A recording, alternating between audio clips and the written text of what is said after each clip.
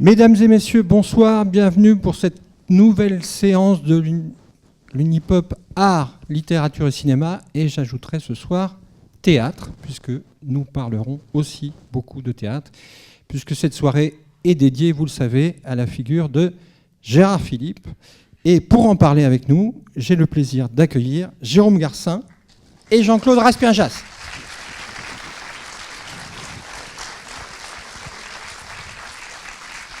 Alors, je vais laisser Jean-Claude Raspien-Jass présenter notre invité, tout simplement parce que c'est Jean-Claude qui va mener l'entretien. Alors Jean-Claude, vous le connaissez déjà puisqu'il est intervenu à l'Unipop à plusieurs reprises, il y a déjà un certain temps.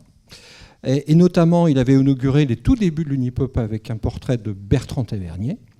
Il avait un peu débordé au niveau du temps, hein, mais pour l'excuser, il est quand même l'auteur de la biographie de Bertrand Tavernier. Il était revenu ensuite pour nous parler de Frédéric Bach, le grand cinéaste d'animation canadien. Et puis, il est revenu pour nous parler des routiers, des mariniers. Et il a intégré le groupe de l'Unipop, le comité de pilotage qui prépare le programme. Et il nous a proposé, en mars dernier, donc il y a exactement un an, il nous a dit « Mais pourquoi est-ce qu'on n'inviterait pas Jérôme Garcin pour parler de Gérard Philipe ?» Et voilà. Et tu vas nous expliquer pourquoi tu as fait cette proposition en nous présentant Jérôme Garcin. J'ajoute quand même, et j'aurais pu commencer par là, avant de te passer la parole, qu'évidemment, vous savez que Jean-Claude non seulement est intervenu à l'Unipop, mais qu'il est journaliste, qu'il est critique cinéma, critique littéraire, et qu'il est notamment intervenu pendant un certain temps au Masque et la Plume. Et qu'il a écrit à la Croix, Télérama, etc. Voilà. Et grâce à qui ? Grâce à Jérôme, voilà. La boucle est bouclée. Voilà, c'est ça. Donc évidemment, c'est peu de dire que nous sommes ravis de vous recevoir, évidemment, et surtout de vous recevoir pour venir parler de Gérard Philipe, dont vous êtes le gendre, puisque vous avez épousé la fille de Gérard Philipe, Anne-Marie Philippe, et que c'est une histoire très longue dans votre vie, puisque votre relation avec Gérard Philipe démarre quand vous êtes adolescent et que vous entamez une amitié avec Anne Philippe, à la suite du décès de votre père. Anne Philippe, qui est la mère d'Anne-Marie et la veuve, quand je la rencontre, de Gérard Philippe. Et que vous êtes allé voir parce qu'elle avait écrit Le temps d'un soupir, nous en parlerons tout à l'heure, et qui est un grand classique de la littérature du deuil. Et toutes les familles ont Le temps d'un soupir, qui est paru 4 ans après la mort de Gérard Philippe, et que c'est à la faveur de cette amitié avec elle que vous avez noué, que vous avez rencontré Anne-Marie Philippe, et puis voilà, les choses s'enchaînent comme ça. Et ce lien-là est d'autant plus fort que votre livre, paru en 2019, Le dernier hiver du Cid, est un complément et un prolongement du temps d'un soupir. Et ce livre-là, 2019, a fait aussi l'objet d'un très très beau documentaire qui est passé sur France Télévisions et qui était avec votre texte. Et puis, de nouveau, Anne-Marie Philippe a lu votre livre en livre audio, et elle a également lu Le temps d'un soupir, et elle l'a même lu dans des théâtres et dans différents théâtres, et ce qui était évidemment une épreuve assez émouvante, puisqu'il est question d'elle dans le livre de sa mère, puisque quand Gérard Philippe est mort, elle avait 4 ans et demi, et que son père l'appelait la petite princesse. Voilà. Je voudrais commencer par la fin, c'est-à-dire le 25 novembre 1959, quand Gérard Philippe décède à 36 ans, d'une façon absolument fulgurante. Peu de personnes sont au courant, à peu près une demi-douzaine. Anne-Marie Philippe, avec les médecins, ont décidé de garder le silence, en tout cas de ne rien lui dire. Anne Philippe. Anne Philippe, pardon, bien sûr. Anne Philippe a décidé de garder le silence et de ne rien dire.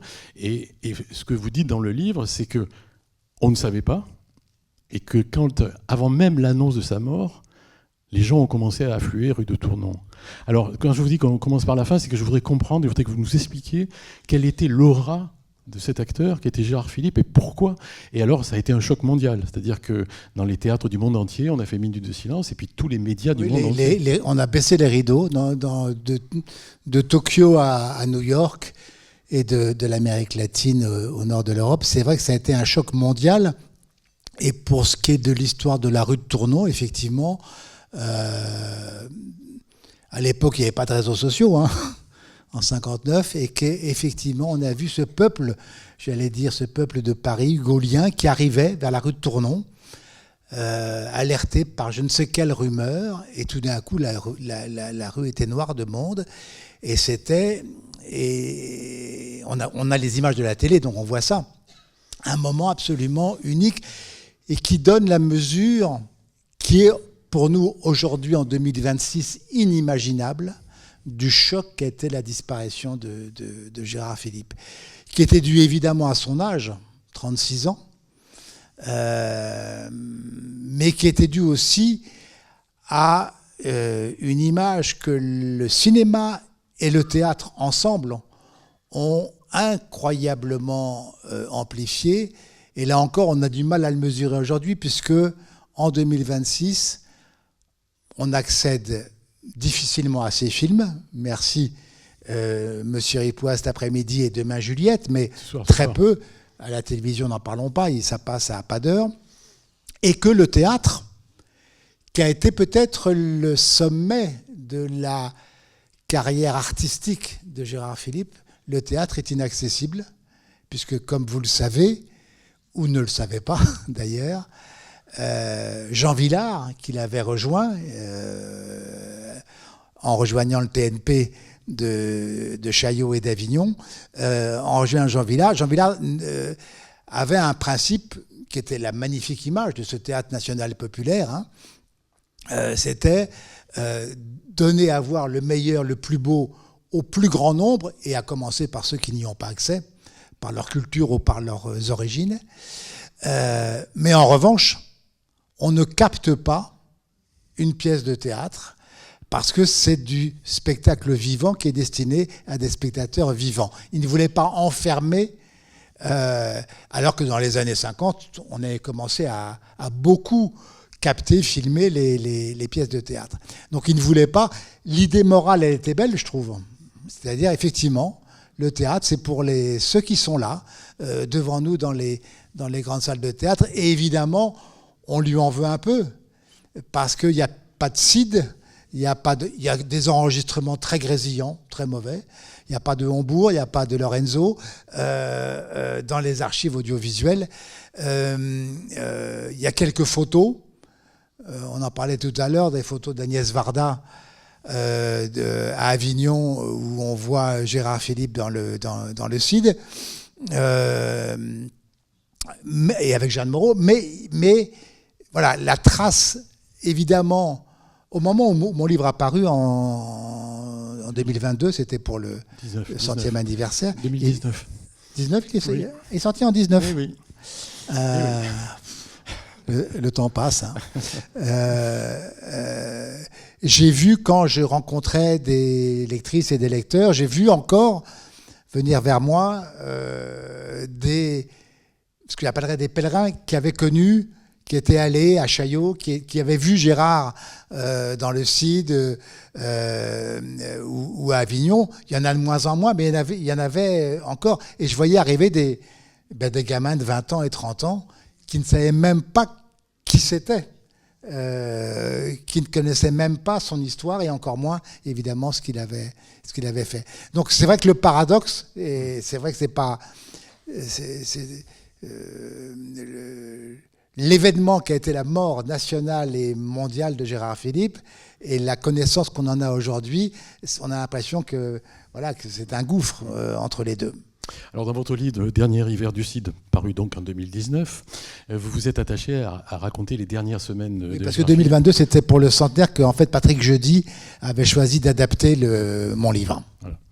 Vous vous attachez aux dernières semaines de Gérard Philipe, vous commencez par l'été 59, où les premiers signes de la maladie apparaissent, et puis vous vous attachez vraiment à tout le mois de novembre, c'est-à-dire le dernier mois de sa vie. Et quand je dis tous les derniers mois de novembre, c'est-à-dire que vous dépassez le 25 novembre, vous allez jusqu'à son enterrement à Ramatuelle.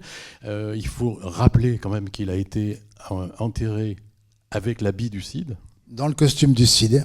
Et qu'il y a cette procession un peu funèbre du corbillard qui va à Ramatuelle avec Anne Philippe qui suit, et puis surtout cette image qui est restée, qu'on trouve partout sur Internet, de cet enterrement où elle est seule devant la tombe, avec toute la foule derrière qui reste. Oui, qui n'est pas la foule, ce sont les villageois de Ramatuelle, et quelques personnalités proches et amies dont René Clair, Mais c'était un enterrement, je dirais, de village.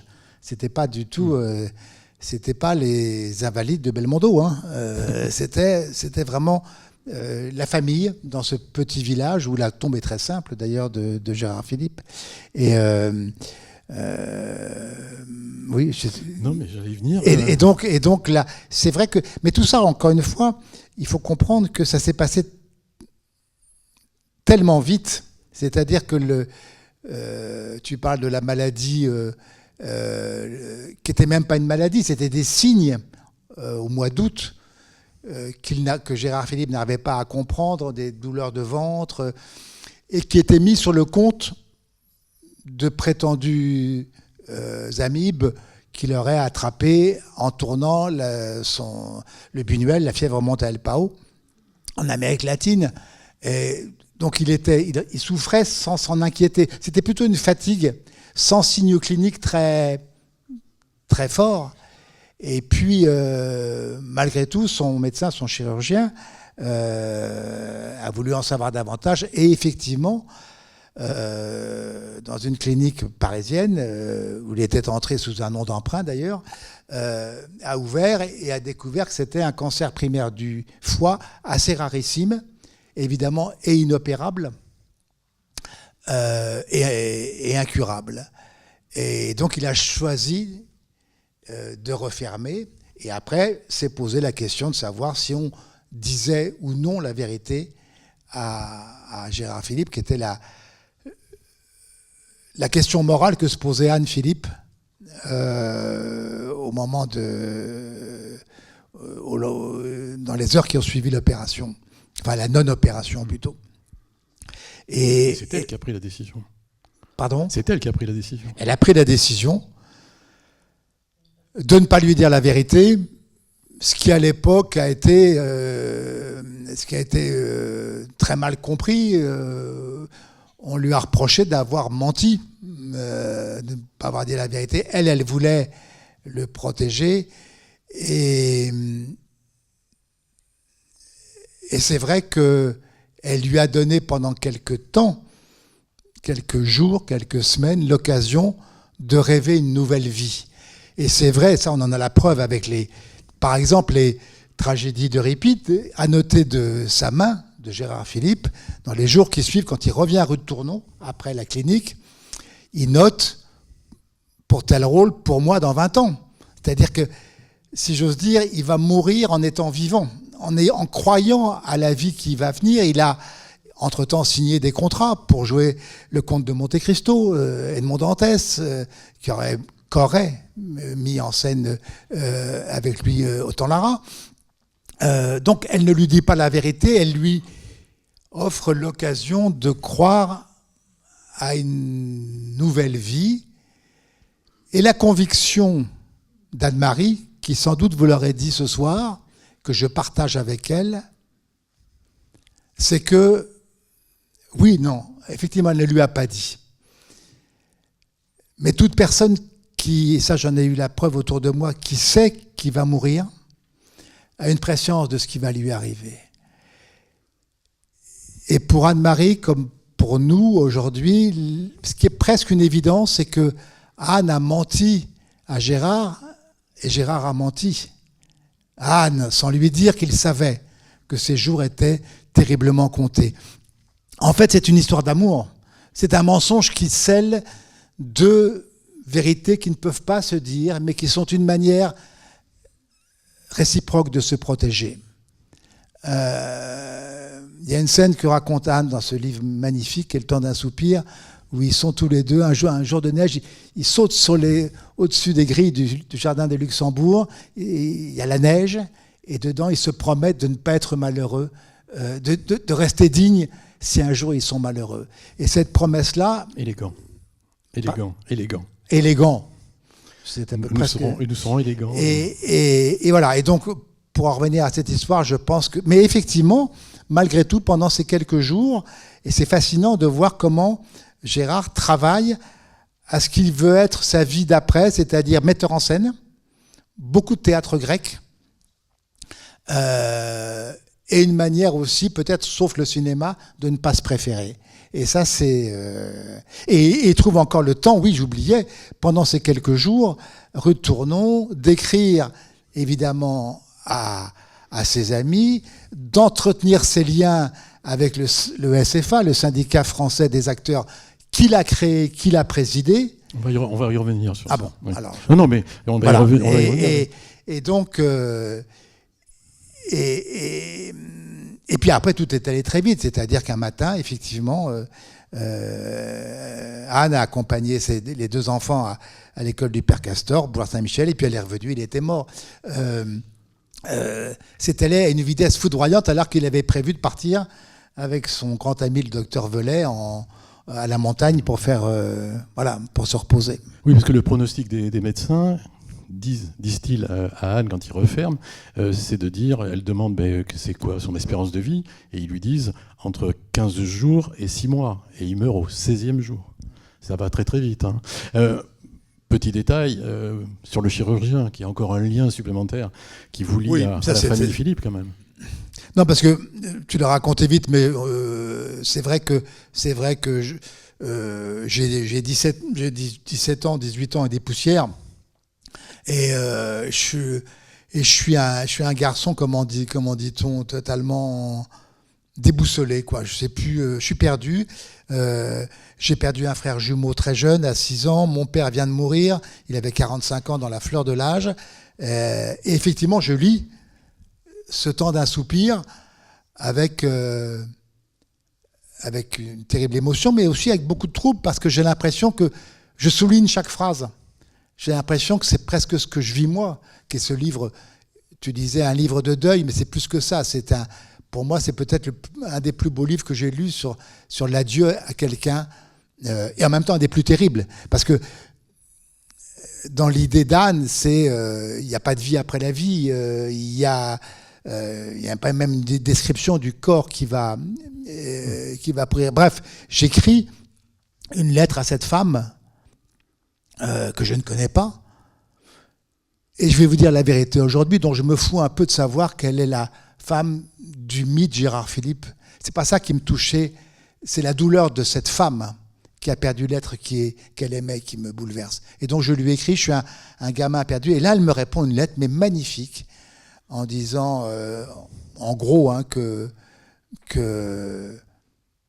la souffrance est plus belle que la médiocrité. Enfin, une manière de se tenir droit. Et donc, moi, je suis ému, je lui réponds aussitôt. Elle me répond, puis un jour, elle me dit, bon, c'est peut-être plus simple que vous passiez me voir, parce qu'on ne va pas continuer à s'envoyer comme ça des lettres.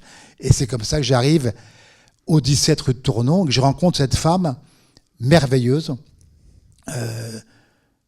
d'une très grande dignité, d'une très grande... Oui, c'est sa dignité et élégance, pour reprendre le mot qu'il s'était juré de partager avec Gérard. Donc on est dans les années 60, à la fin des années 70, et encore à cette époque-là, l'aura de Gérard Philipe est démentielle. Je veux dire que rue de Tournon, elle se réveille le matin et en face sur les murs, il y a marqué « Sid n'est pas mort », badigeonné, on dirait tagué aujourd'hui, c'était pas le cas à l'époque. Elle se fait aborder dans les... ma femme, Anne-Marie, quand elle va à l'école, est poursuivie par des paparazzis. Donc c'est quelqu'un qui résiste à tout ça encore et qui, petit à petit, au cours des déjeuners, des thés qu'on prend ensemble, se met à me raconter des choses. Et effectivement, elle me parle de Gérard, alors elle parlait très très peu, de ses derniers jours. C'est aussi comme ça que j'ai eu l'idée un jour d'écrire les derniers hivers du Cid, dans cet appartement où il était mort en plus. Et elle me dit que la décision qu'elle a prise de ne pas dire la vérité à Gérard devait beaucoup aussi à la conversation qu'elle a vécue avec le chirurgien qui avait ouvert et refermé. Et voilà, et je lui ai demandé quel était son nom, et elle m'a donné son nom, et c'était mon grand-oncle. Donc je me suis dit, c'est quand même, il y a des signes incroyables, et c'est chez elle, évidemment, qu'après, j'allais voir apparaître un jour très fier, avec une chemise blanche et les bottes de Fanfan de la Tulipe, que j'ai vu apparaître Anne-Marie Philippe. Bon, la suite. C'est un autre livre, mais que vous C'est avez une autre déjà écrit, qui s'appelle. Non, mais ce que je veux dire par là, c'est qu'en même temps, la seule chose que je veux rajouter, c'est que on nous demande toujours, on vous a peut-être demandé, est-ce qu'il y a un livre qui a changé votre vie ou qui l'a fait. Moi, ce temps d'un soupir, il n'a pas changé ma vie. Il l'a fondé.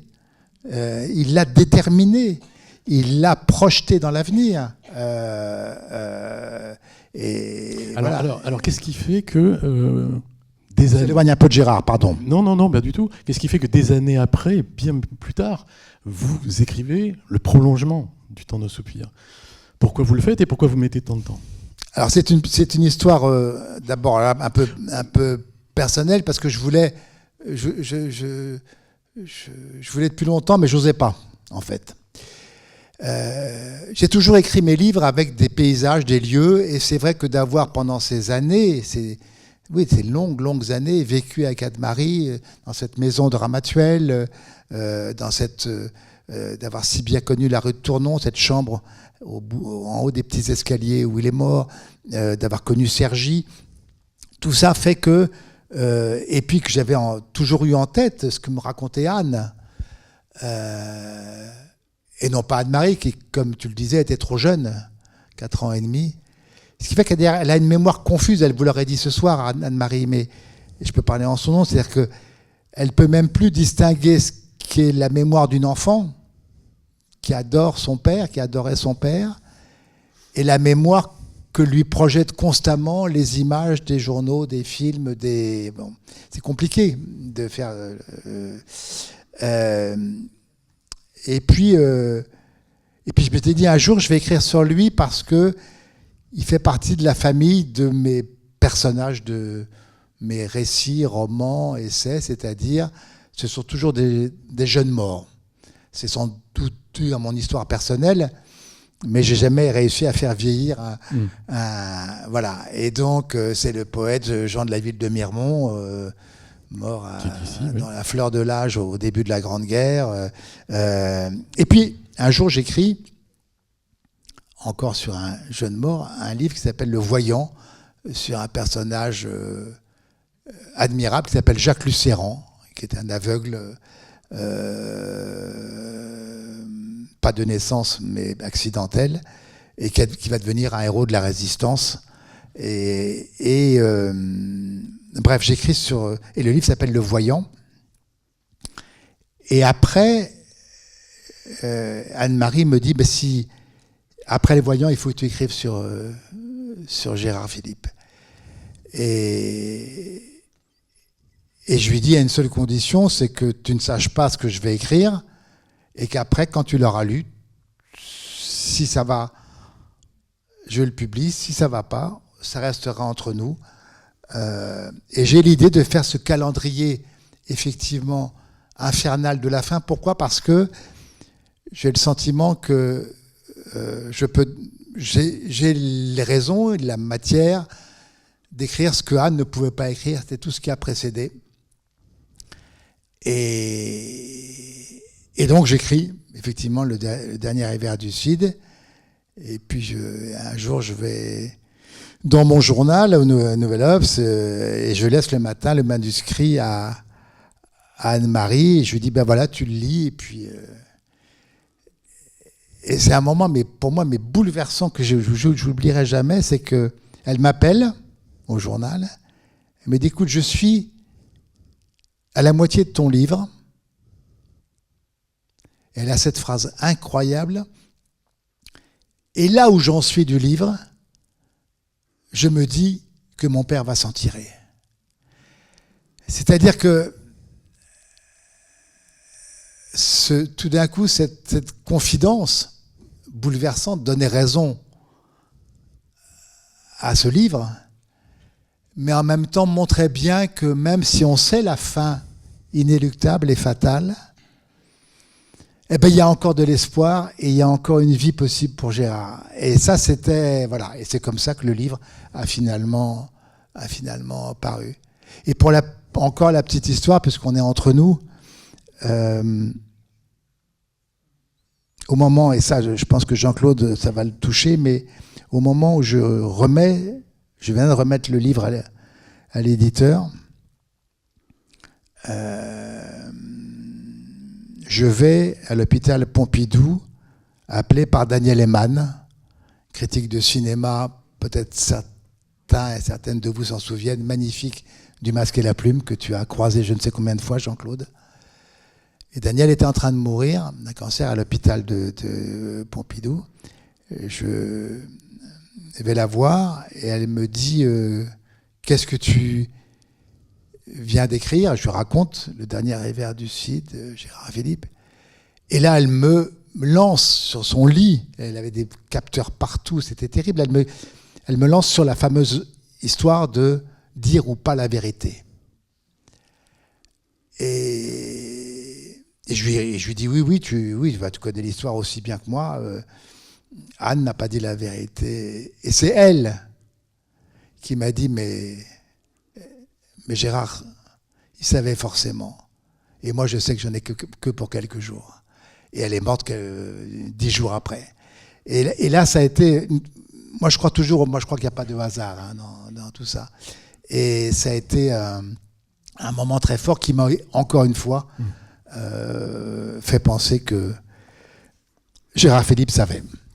Alors revenons à lui, vivant. Tout à l'heure, je me suis arrêté sur l'image de l'enterrement où Anne Philippe est seule. Précisément, puisqu'on a un peu parlé d'elle, qu'est-ce qu'elle a représenté pour Gérard Philippe, mais pour la carrière de Gérard Philippe? Est-ce que le Gérard Philippe que nous avons connu, qui est dans la mémoire collective, aurait été le même sans elle? Très très bonne question. Évidemment que non. Il faut comprendre aussi ce que quand Gérard rencontre Anne, c'est le plus beau jeune homme de France. Et il est resté. C'est l'idéal. Il est resté. C'est l'idéal. C'est le visage de la France d'après-guerre qui retrouve une beauté qu'elle a perdue pendant quelques années. En plus, avec un personnage qui est non seulement comédien de théâtre et de cinéma, mais qui est en plus qui a été résistant au moment de la libération de Paris. Enfin bref, c'est l'image idéale. Et évidemment qu'on a vu prendre dans ses bras les plus jolies comédiennes, pas que de France, du monde entier, évidemment, y compris Brigitte Bardot. On l'a oublié. C'était dans Les Grandes Manœuvres. Bravo. De Lolo Brigida à bon. Je ne sais plus pour quel anniversaire d'ailleurs de la disparition de Gérard Philippe, Anne-Marie avait organisé une grande soirée à Chaillot avec le syndicat des acteurs. Elle avait fait venir toutes les actrices qui avaient joué avec Gérard Philippe. C'était bouleversant, de Micheline Prel à... Enfin, bref. Et donc, évidemment, Anne Philippe n'était pas son genre. Si on prend des critères objectifs. Elle était déjà mariée.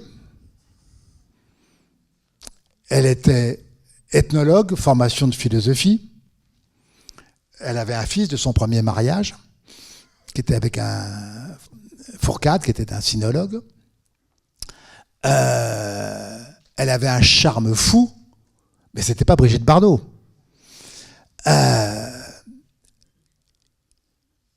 Et elle avait publié un seul livre qui était très intéressant, Caravane d'Asie, qui racontait la route de la soie et sa traversée de la Chine. Et, bon, on ne va pas raconter l'histoire de leur rencontre, ce serait trop long, mais tout d'un coup, dans leur amour, il y a une complicité aussi artistique très forte. Et Gérard a énormément de respect pour la femme qu'il aime. Et elle va petit à petit lui faire comprendre qu'il ne faut peut-être pas uniquement jouer dans les pièces d'André Roussin et les pièces de boulevard dont j'ai même pour certaines oublié les titres, qui n'étaient pas bonnes. Moi j'en ai lu pas mal qui n'étaient pas bonnes. Mais peut-être avoir plus d'exigence dans les choix théâtraux. Et dans le cinéma, évidemment, avoir cette même cette même exigence qu'à mon avis, évidemment, s'il avait vécu, il aurait poussé beaucoup plus loin. Bon.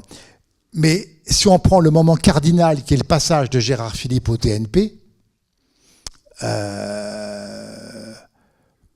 qu'au début, lui-même avait refusé d'intégrer, en jugeant qu'il avait un profil trop romantique et pas assez... Bon.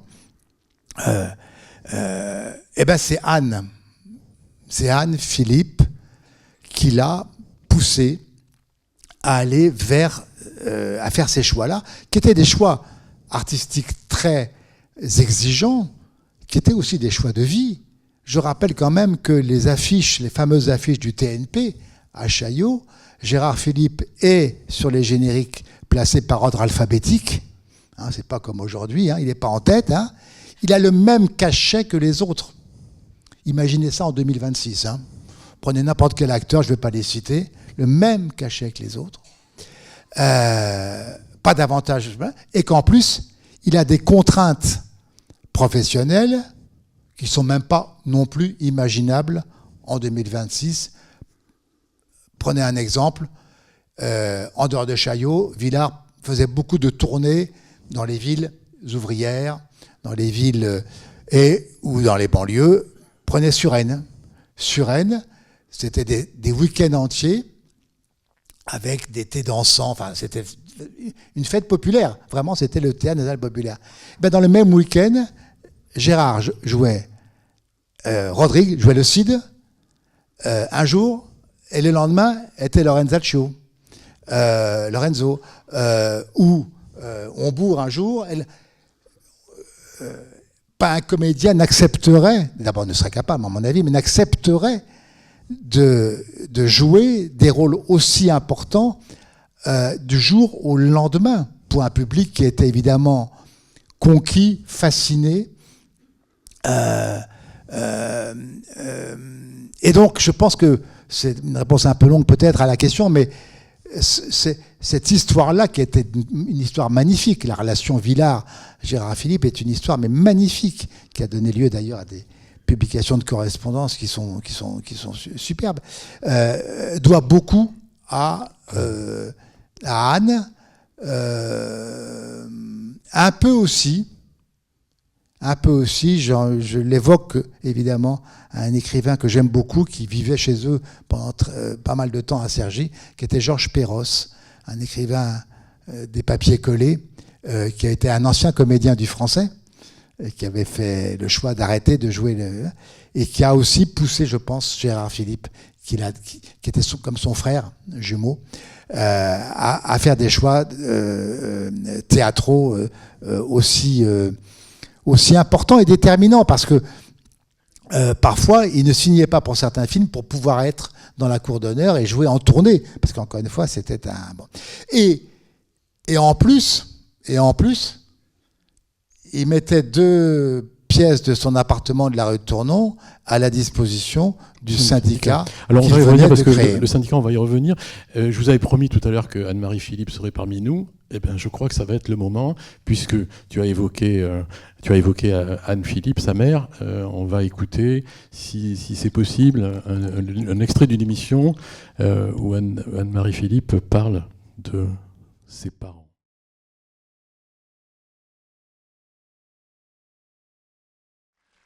Nous avons été avec Anne-Marie. Alors, précisément, puisqu'elle parle de ça, bien, hein. C'est à toi de nous en parler. Mais qu'est-ce qui fait que Gérard Philippe, jeune lycéen cannois, a tout de suite quelque chose qui va le différencier des autres, qui va faire qu'il est qui va tout de suite emballer ceux qui vont le... Vous avez un petit peu creusé la question, vous avez bien 2-3 petites réponses à nous donner. Qu'est-ce qui fait que Gérard Philippe était Gérard Philippe ? Franchement, c'est la grâce. Hein. Un des tout premiers chocs, c'est pendant l'occupation, quand il joue l'archange. Là, tout d'un coup, la petite scène du, je crois, du Héberto, les gens, il a 17-18 ans, sont fascinés par ce garçon qui a autre chose. C'est difficile. Moi, je me souviens que Noiret me racontait, quand il jouait, quand Philippe Noiret était Au TNP. au TNP. au TNP, il me dit, on était certains, et moi le premier, pendant le CID ou le Renzel Show, on restait en coulisses pour le voir jouer. Et je lui dis, pourquoi, à Philippe Noiret? Il me dit, je ne peux même pas vous répondre, un peu comme... c'était incroyable, incroyable. Ce qui se passait relevait de l'inexplicable, de la magie, et avec ces milliers de spectateurs qui étaient... on s'est moqué beaucoup, à l'époque, la Nouvelle Vague. Truffaut en tête de la voix nasillarde de Gérard Philippe. C'est oublier que les enregistrements sonores de l'époque rendent toute voix très nasillarde. Voilà, première chose. Et pardon de vous couper, mais sa voix nasillarde l'a pas empêché d'enregistrer des disques qui ont accompagné nos... C'est ce que j'allais te dire. Ouais. Pour ceux de ma génération d'après, et pour nos enfants et nos petits-enfants, les enregistrements de Pierre et le Loup ou de Petit Prince ne sont absolument pas nasillards. Fin de parenthèse. Et donc, qu'est-ce qui se passe qui fait que tout d'un coup,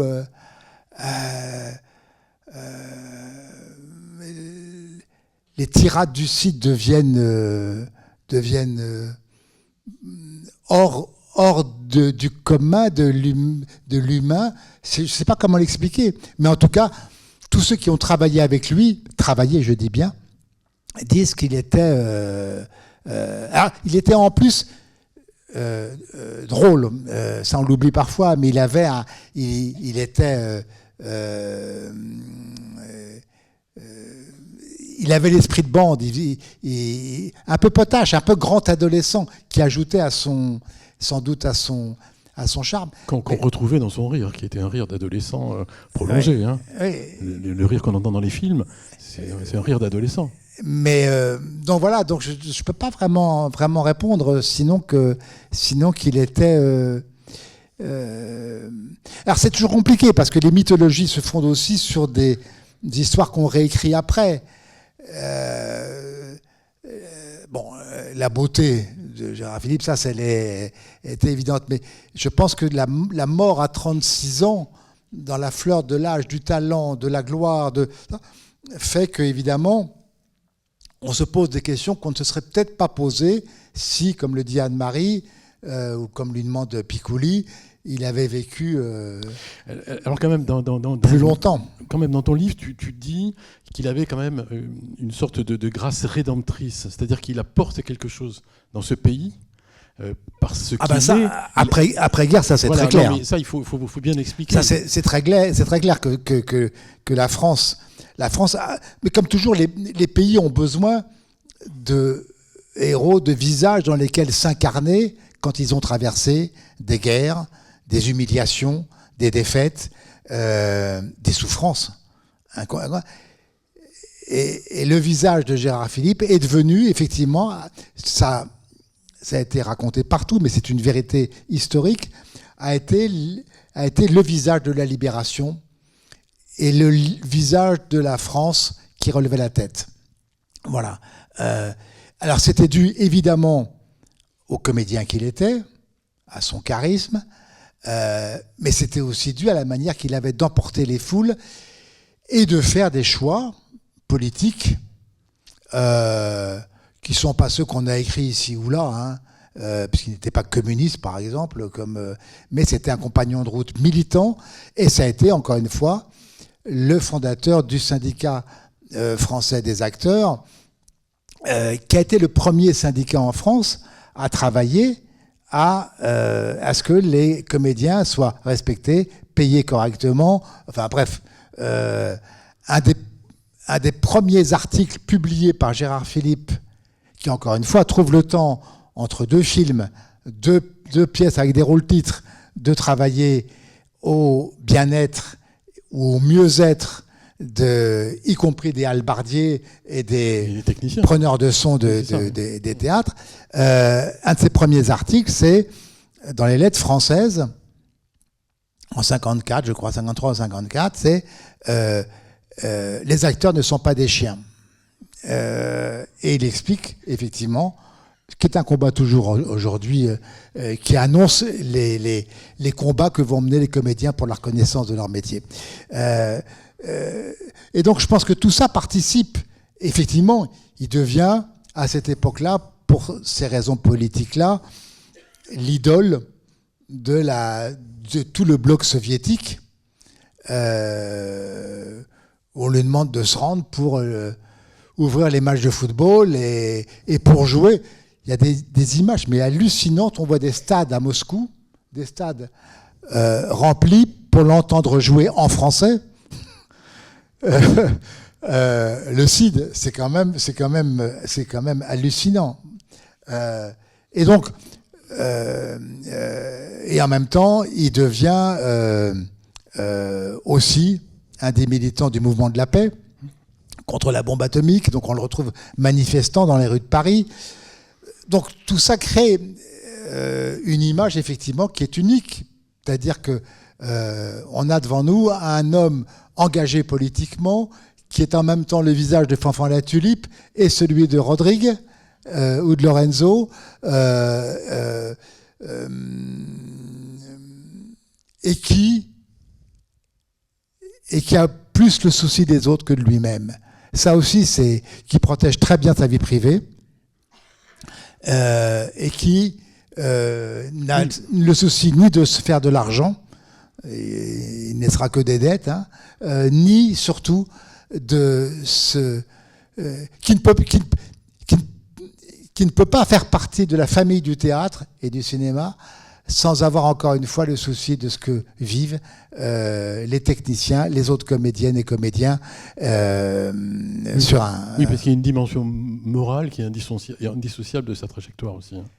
Mais je pense encore une fois que si l'expression a un sens, je crois que c'était le premier à l'avoir lancé, qui était un grand fan de Gérard Philippe, qui est Régis Debray, qui m'avait dit un jour, il avait un physique moral. Il avait un physique moral. Et je pense que c'est un peu une réponse aussi à... est-ce qu'il y a beaucoup de physiques moraux aujourd'hui dans le cinéma et dans le théâtre? J'en vois pas tant que ça.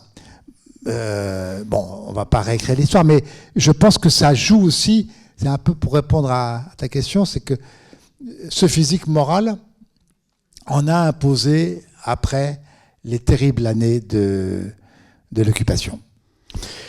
Quelle différence tu ferais entre l'acteur de cinéma et le comédien de théâtre? Est-ce que c'est le même Gérard Philippe?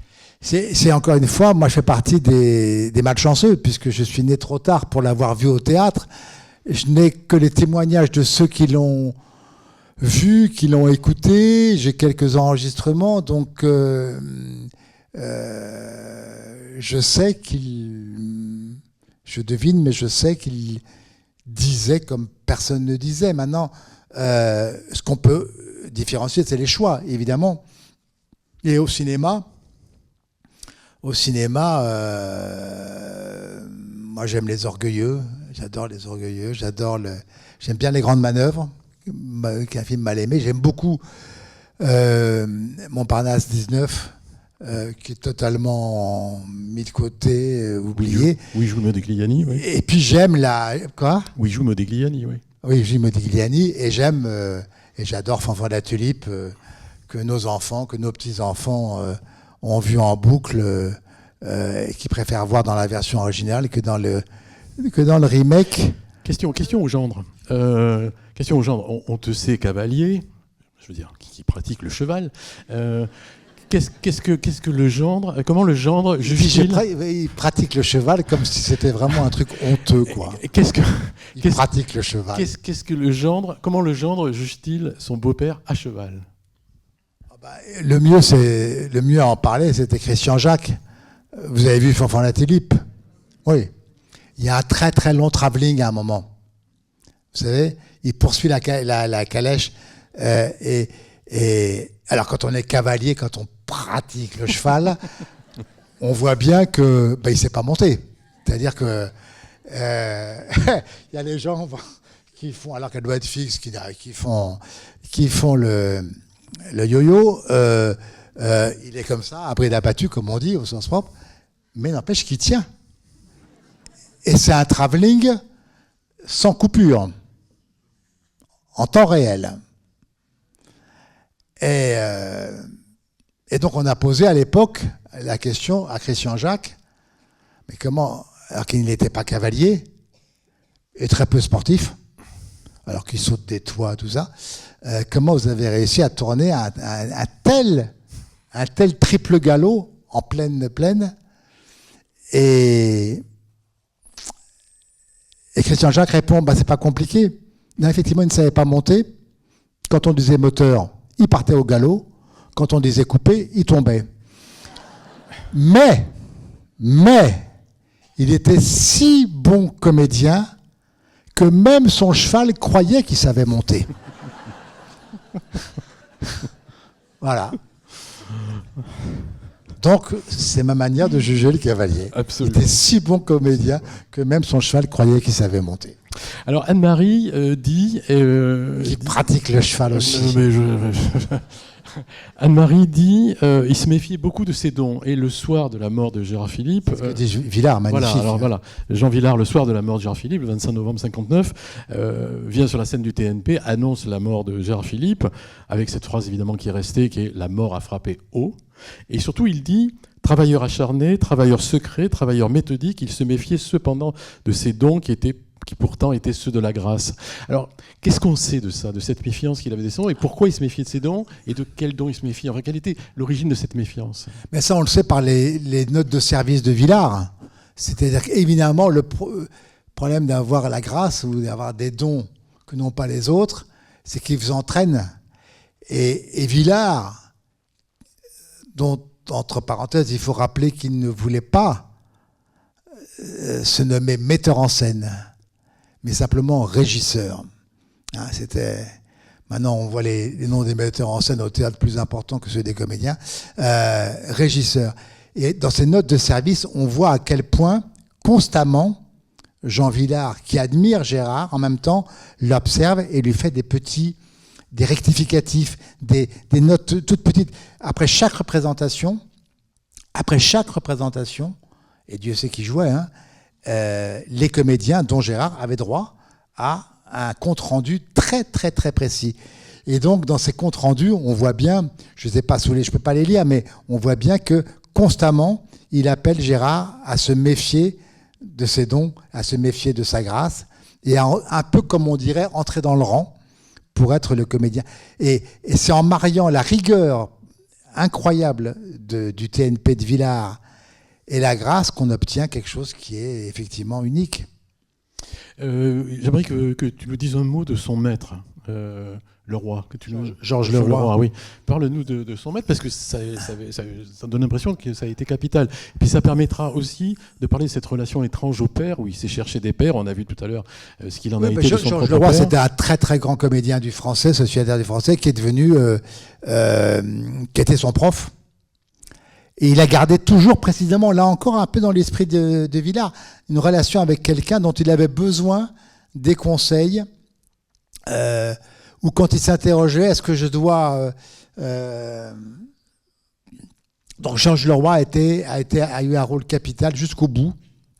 Et non, je pensais, l'esprit d'escalier, à Villard, parce que Villard, par exemple, qui voulait que... C'est Villard qui donnait l'idée des rôles à Gérard. Gérard n'a pas dit « je veux jouer le Cid », c'est Villard.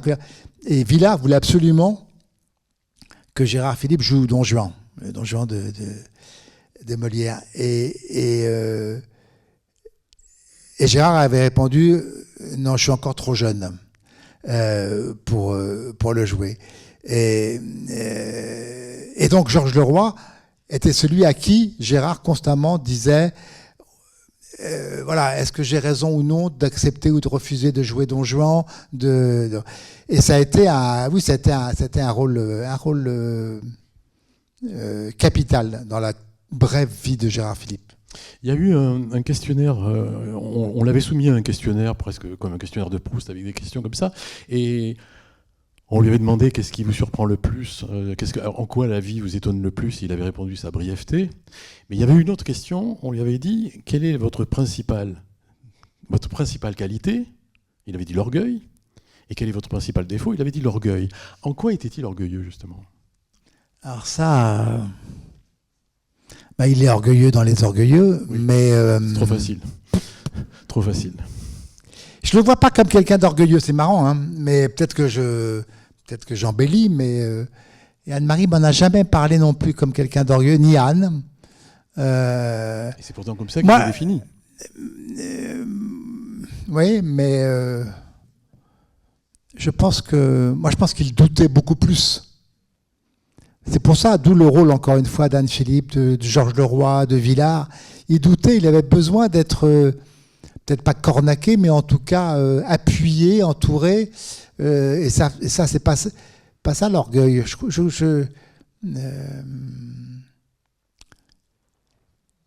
Rien dans sa manière d'être, encore une fois, d'être, de travailler, ne sentait la vanité, mais peut-être que je me trompe. Non, mais c'est pour ça que la réponse est surprenante et c'est pour ça que je te pose la question. Ouais, mais c'était dans les journaux de ciné, les cinémondes de l'époque. C'était un peu des réponses pour frapper. Je suis pas sûr que ça soit. C'est juste. Et d'ailleurs, Anne Philippe, dans Le Temps d'un soupir, n'en parlait pas du tout comme quelqu'un d'orgueilleux. Hein. Oui, non, mais c'est pour ça. Et puis c'est pas l'image qu'on en a gardée. Il avait répondu aussi à un autre moment qu'il était ambitieux, mais ça. Voilà. Et puis il y a quand même cette réponse assez fulgurante sur la brièveté de la vie, quand même. Bon, qui est ça. Alors, par ailleurs, c'était quelqu'un de très tourmenté, c'est-à-dire qu'il ne le montre pas, et notamment avait un rapport au temps. Alors, évidemment, c'est vertigineux quand on pense à la brièveté de sa vie, mais il était très travaillé comme comédien par le passage du temps. Enfin, c'était un tourment qu'il avait. Ça. Oui, mais je pense que c'est aussi pour ça que quand on voit ce qu'il a fait à 36 ans, ce qu'il a fait, on est quand même impressionné. La filmographie, les rôles de théâtre, tout ce qu'il a joué au cinéma et sur scène, c'est impressionnant. Il a commencé très tôt, ça c'est vrai, mais la brièveté, je veux dire, il est la preuve vivante, je dis bien vivante, que on peut avoir une vie brève et totalement pleine dans le plus beau sens du terme. Mais je pense qu'il avait effectivement, comme beaucoup de ceux qui meurent jeunes, une prescience de la finitude et de la brièveté de sa vie, oui. Il lui restait des rôles qui allaient venir, c'est-à-dire il avait signé il devait jouer le printemps suivant, il devait jouer Edmond Dantès, le comte de Monte Cristo. Il y avait, à un moment, Renoir lui avait proposé de jouer l'étranger, de jouer Meursault dans l'étranger. Mais ça avait même été signé, enfin c'était absolument. Et Renoir est parti pour les États-Unis et devait d'ailleurs, je crois que François Ozon l'a raconté d'ailleurs. Et en rentrant, voulait reprendre et puis finalement c'est Gallimard qui a refusé de donner les droits à Renoir pour je ne sais plus quelle raison et ça ne s'est pas fait. Mais il devait être le Meursault de l'étranger. Et puis il rêvait, mais de façon, j'allais dire concrète. Enfin, il voulait absolument jouer Hamlet. Ah oui, il était allé voir au mois de novembre, au mois d'octobre, juste avant de mourir, il était allé voir Laurence Olivier à Londres, tellement il était fasciné par ce rôle. Et paraître ou ne pas être. Est-ce qu'on sait sur les tournages comment il se comportait? Est-ce que c'était un acteur qui se laissait... laissait... Justement, c'est pour ça que je dis, mais c'est comme à la troupe du TNP, ils disent tous les témoignages. Il y a un très beau livre d'Anne Philippe, qui s'appelle Gérard Philippe, tout bêtement, qu'elle avait fait avec Claude Roy, qui rassemble que des témoignages de ceux avec qui Gérard avait tourné. Et alors là, c'est unanime. Hein. C'est le meilleur camarade, toujours rigolard, toujours modeste. Faisant parfois des mauvaises blagues, mais bon, c'est le copain idéal, quoi, aussi bien sur un tournage que sur un plateau de théâtre. Et dans ses relations avec les metteurs en scène, il est comment? C'est un acteur comme metteur en scène? Non, comme acteur par rapport au metteur en scène, c'est un acteur docile ou il impose un peu sa présence? Là, tu me poses des questions. Oui, de quelqu'un qui ne le connaît pas du tout. Mais non, mais c'est pas ça. C'est que je veux dire, c'est que Villard dit et en parle très bien, mais comment... Et sur les tournages avec les réalisateurs, il est comment? Si on prend Monsieur Ripois, par exemple, René Clément adorait, et en même temps, mais c'était des mauvaises blagues. Par exemple, vous savez que ses premiers films qui étaient faits en caméra tournée, portée, pour que la foule de Londres ne voit pas le tournage, on avait mis le caméraman dans un fauteuil de handicapé et caché pour pouvoir... bon. Et à un moment donné, il y a une scène fameuse où Gérard Philippe court dans un marché londonien. Bon, et donc la caméra l'attendait au retour et ils n'ont jamais vu revenir. Il était parti en courant pour s'amuser et donc il a manqué le retour. Il était voilà. Et Clément disait il était fantasque, drôle, imprévisible, parfois irritant parce qu'il faisait des blagues beaucoup, mais c'était le meilleur camarade qui soit. Une dernière question, parce que je pense qu'il va falloir s'occuper des questions des autres salles. Quand Gérard Philippe est mort, Jean Cocteau avait dit « Nous ferons en sorte que ta courte gloire soit assez puissante pour être longue ». Est-ce que vous n'avez pas la sensation d'avoir suivi ce conseil-là et que d'une certaine façon, vous avez pris la main d'Anne Philippe et vous avez continué de faire en sorte que sa gloire soit... Ça, je ne sais pas, mais en tout cas, c'est vrai qu'en écrivant Le Dernier Hiver du Sud, j'avais d'abord envie d'exprimer une fois de plus ma fidélité à ceux que j'aime, mais c'était surtout une manière de montrer que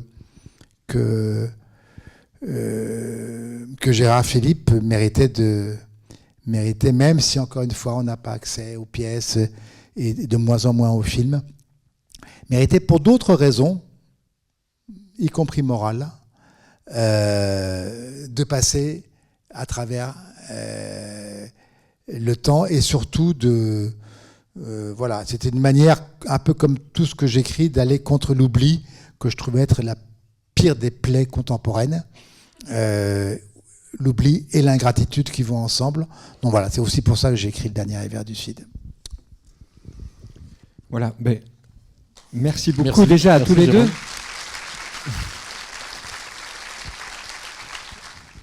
Comme je fais partie de la génération qui a été levée au disque du Petit Prince, de Pierre et le Loup, que je crois que tous les enfants de la tulipe d'aujourd'hui avaleraient le Cid et Lorenzacchio sans aucun problème.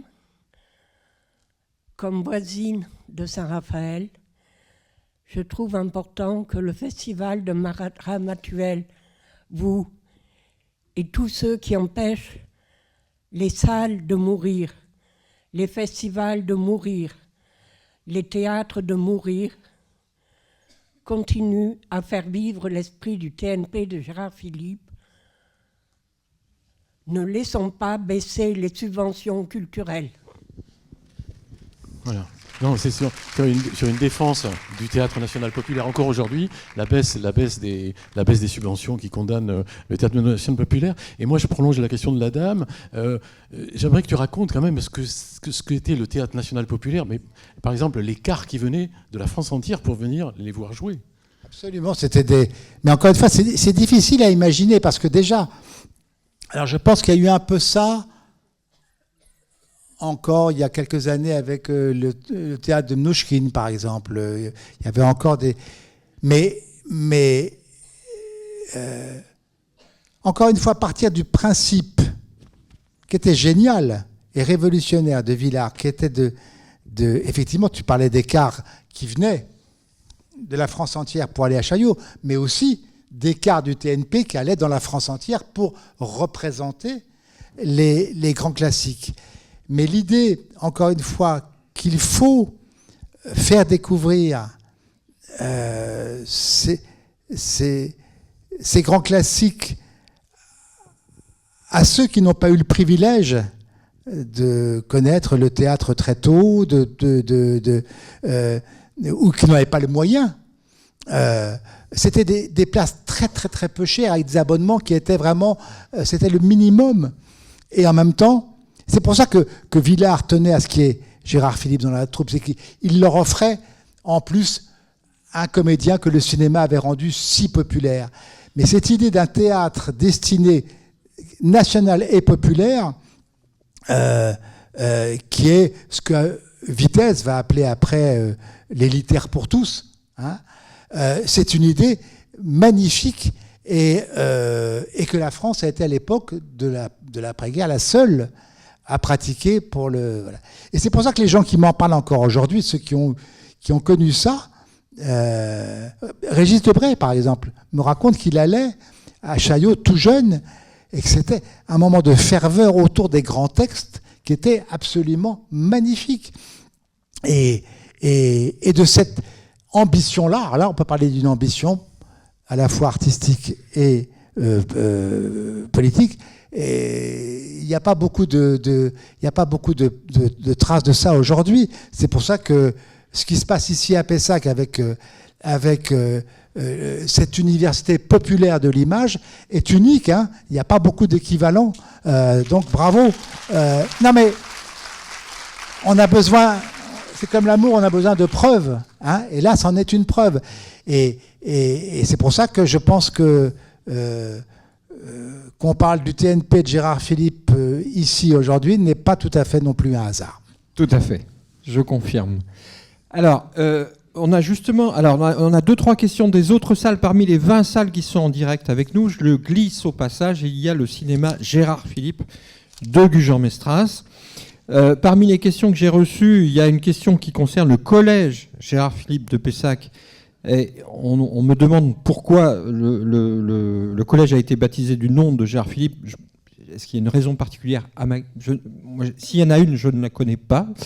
Alors, 2 questions pour nos invités. Savez-vous où peut-on trouver les photos de Gérard Philipe faites par Agnès Varda au TNP? Ça, c'est une première question. Et l'autre question, c'est est-ce qu'on travaille, est-ce qu'on évoque Gérard Philipe dans les écoles de théâtre aujourd'hui?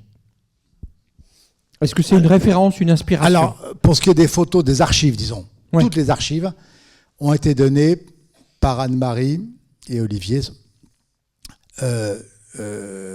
essentiellement à la Bibliothèque nationale, où Anne-Marie avait organisé une très belle exposition il y a quelques années, et l'autre partie à la Maison Jean Villard d'Avignon, où vous pouvez voir aujourd'hui les costumes, les lettres, donc voilà, donc tout, et les photos d'Agnès. Alors Agnès Varda, elle en a gardé certaines, elle en a donné d'autres, je ne sais pas où est passé, mais disons que l'ensemble des archives ont été réparties entre la BNF de la rue de Richelieu et la Maison Jean Villard d'Avignon.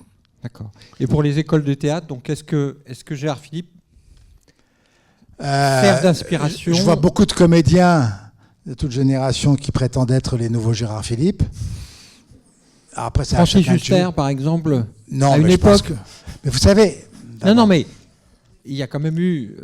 Oui, mais je pense pas que. Enfin, je sais pas. Dans les cours des théâtres, est-ce que Gérard Philippe dit encore quelque chose? Je suis pas sûr. Est-ce que Jean Villard dit encore quelque chose? Je suis pas sûr. Moi, je m'inquiète beaucoup en tout cas culturellement, de l'amnésie collective qui va croissant. Et est-ce qu'on sait encore qui est Maria Casares, qui est voilà. Bref. Alors justement, puisqu'on a parlé de, là, on arrive au terme. Non, mais c'était pour prolonger ta question de pourquoi le collège Gérard Philippe. Il y a beaucoup de collèges Gérard Philippe. C'est-à-dire, la trace, il y a des noms de rues. Enfin, il y a une trace de Gérard Philippe. Il y a des rues, il y a des collèges, effectivement. Il y a des médiathèques Gérard Philippe. Et peu de cinéma Gérard Philippe. Et peu de cinéma. Il y a très peu de cinéma. Et il y a le fameux, évidemment, il y a beaucoup de théâtre. Il y a le fameux théâtre Gérard Philippe. Mais je sais pas, pour faire le cinéma, non, il n'y a pas beaucoup, non, effectivement. Merci beaucoup à tous les deux. Un grand merci. Merci à vous. Merci. Merci Jérôme.